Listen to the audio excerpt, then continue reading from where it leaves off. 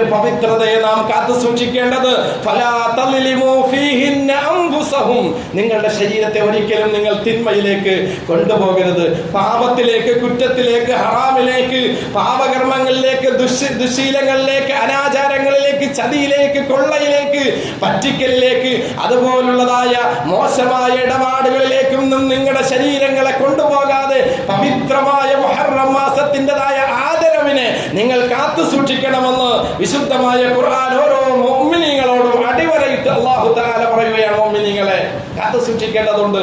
വിശുദ്ധമായ മുഹറം മാസം മാത്രമല്ല. അപ്പൊ മുഹറം മാസത്തെ പവിത്രതയെ കാക്കണമെന്ന് വെച്ച് ബാക്കിയുള്ള മാസങ്ങൾ തെറ്റ് ചെയ്യാനാണോ? അല്ല മുഅ്മിനീങ്ങളെ, ഈ പള്ളി എത്രമാത്രം പവിത്രമാണ്. ഈ പള്ളിയിൽ വെച്ച് ഒരാൾ തെറ്റ് ചെയ്താൽ അത് എത്ര ഗൗരവമാണ്. അതുപോലെയാണ് മുഹറം മാസം. ഈ പള്ളിയുടെ പവിത്രത പോലെ മുഹറം മാസത്തിന് മറ്റുള്ള മാസങ്ങളെക്കാൾ നാഥനായ റബ്ബ് തആല ആ ഒരു മഹാത്മ്യം, ആ ഒരു പവർ കൽപ്പിക്കപ്പെട്ടിട്ടുണ്ട്.